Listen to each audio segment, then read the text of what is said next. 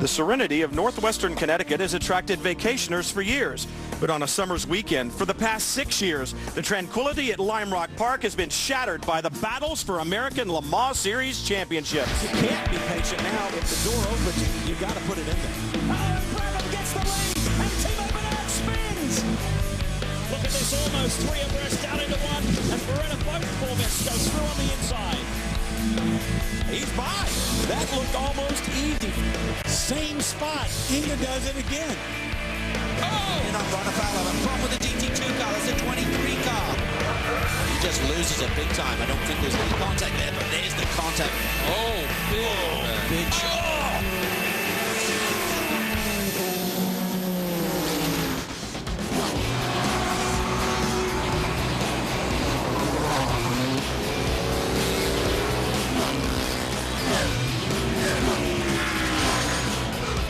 In LMPC, Christophe Bouchou and Scott Tucker had an 11-point lead after their victory at Salt Lake City. But in this morning's practice, Bouchou severely damaged the 55. That car will not start, so Tucker and Bouchou will likely be split in the championship. And keep an eye out for Gunnar Jeanette in the 99. He is second in the points, but will have to charge through the field after shifter problems in qualifying. They're your class pole sitters, and need to talk about Christophe Bouchou and Scott Tucker. They 55 qualified on the pole. That probably adds a little more insult to the injury there, Calvin. It does, and as Chris mentioned, Scott Tucker will see action today in the 95 machine. Christophe Bouchou will not, so you'd have to assume there will be no points on the board for Bouchou at the end of the day. And if Tucker can get that car to 70%, he'll leap ahead in the standings. That's going to be a wild one today. As Chris just said, no dry running. We'll have our outboard shots for you. We're going to have onboards as well. The number one, the Highcroft entry, the Ferrari there, Extreme Speed Motorsports. 16, the Mazda entry from Dyson, and then the LMP Challenge car, the 95, Andy Wallace on board in both BMWs. So we'll have some great shots for you there. Through the downhill, looking for green. Side by side on the pole, up front, the one, and you hear green, green, green. The green flag waves. The governor of the state of Connecticut waves the green flag, and we're racing, and John Field lets loose there, and Dyson in the 16 takes over the points. Wow, there you saw the turbocharged cars just go straight to the front there. Dyson leads the way, Chris Dyson, but look at this, Johnny Cocker looking for a way through in the Drayson machine, the pole-sitting car, all the way back to fourth, just as we saw at Miller. On the HPD of Patrol Race. Ooh, lock up there for 95. That's Andy Wallace behind the wheel there. The new aero package on the one car as you ride on board with Andy Wallace. This is the battle for second in the LMP Challenge category. There's a slower car right there, the team car actually, to the 99. Remember, these LMPC cars have carbon brakes, and if you don't keep any heat in them, Dorsey, there'll be nothing there, and then suddenly that heat gets in, and they'll lock up. Yeah, that's one of the quirks about it. On the short track like this, you see Andy now trapped behind the team car. He'll be starting to get his blood pressure up shortly. And Andy Wallace had the lead in LMP Challenge, so the lead has changed hands as Wallace tries to work his way around the slower 36. Looking at the 99, Elton Julian right there, having a good run, running second right now in the LMP Challenge category, and then Andy Wallace a ways back from behind him. Wallace running in third right now, and remember, Wallace's co-driver is going to be Scott Tucker. That's big for the championship, because right now the 99 is in front of him on the racetrack, and that is good for Gunnar Jeanette. The 95 beginning to close down right there behind him. Andy's doing exactly what he needs to do. He needs to keep that car out there. They have to score points here today, so he needs to keep it clean. Turn the car over to Scott Tucker. Scott did a great job in qualifying here yesterday, just a couple of seconds off the pole. We're on board with him there. There's the 54 Black Swan car. 54 leading the GTC category right now. Tucker and Bouchou, 91 points coming in here, 11 over Gunnar Jeanette. Bouchou is going to drop back a little bit because we chronicled his problems from the practice this morning. So right now it's up to Andy Wallace to deliver a car to Scott Tucker so he can stay in this championship hunt. It doesn't look like Andy's got the straightaway speed. I don't know how much setup that is. You're fighting the wheel a little bit through that big bend there, Calvin.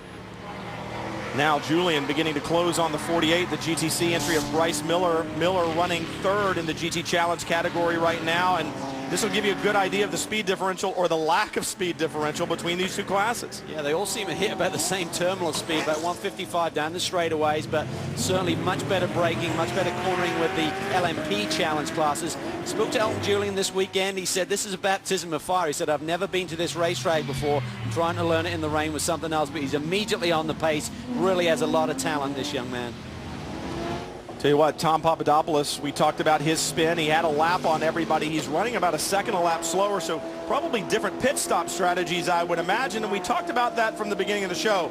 If you're going to win an American Le Mans Series competition at Lime Rock Park, it's going to take speed on the part of the driver, speed on the part of the crew, and no mistakes and some good pit stop strategy. And it sounds to me like that is what the 52 right now is doing. Bobby Orgel calling the shots there as Andy Wallace begins to close down on Elton Julian for the battle in the LMP Challenge category. Round 5 of the American Le Mans Series action from Lime Rock Park. It's Simon Pagenaud in his Patron high Tail of Simon Pagenaud, and right now he's dropped about 5 seconds just by being stuck with that GT and LMPC traffic. Jamie?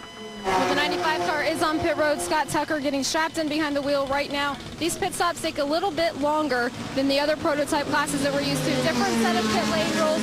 Scott Tucker still getting strapped in. Fuel is still going into the car. Doesn't look like they're going to take tires though. That's where they lose a lot of time in pit lane compared to the other prototypes is in the tires. But they did not take tires. Right now he's just trying to get the car fired up. Lights are on and he is underway. Earlier in the season, they had to do a mandatory 4-tire change during one of these events. For the sprint race, they've decided not to do that. Really saves everyone budget. The tires, the Michelin tires are excellent. And the reason the tire changes take so long is because with the challenge classes, Dorsey, you're only allowed 2 wheel guns. Excuse me, 1 wheel gun. Tucker just left pit lane and goes through turns 1 and 2, and Elton Julian, I should say, in the 99 just dove into 1. So it'll be interesting to see if Elton Julian can hunt down that car and put it a lap down. That'll be very interesting to see. And it's 7 seconds. Guys, the 95, we heard on the radio, watch your speed, watch your speed. Didn't watch it close enough. Pit lane speed limit violation, stop and go penalty. That will cost him the lap for sure, because Elton Julian just comes flashing by the front straightaway. There you'll see him right there, the green prototype that flashed by. That was it. So Scott Tucker's day, not so good right now, but we still have a long way to go from Lime Rock Park. It's Simon Pagenaud who continues to lead here, but Klaus Graf not letting go of the back of that HPD entry from Patron Highcroft Racing.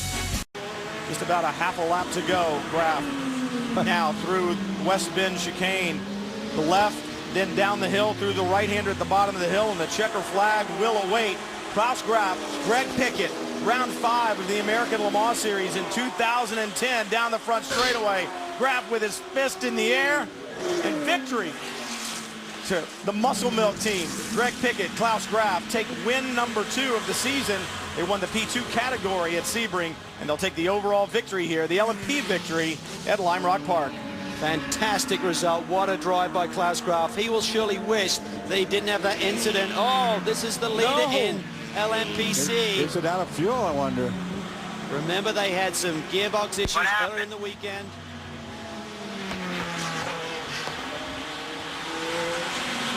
Let's stop.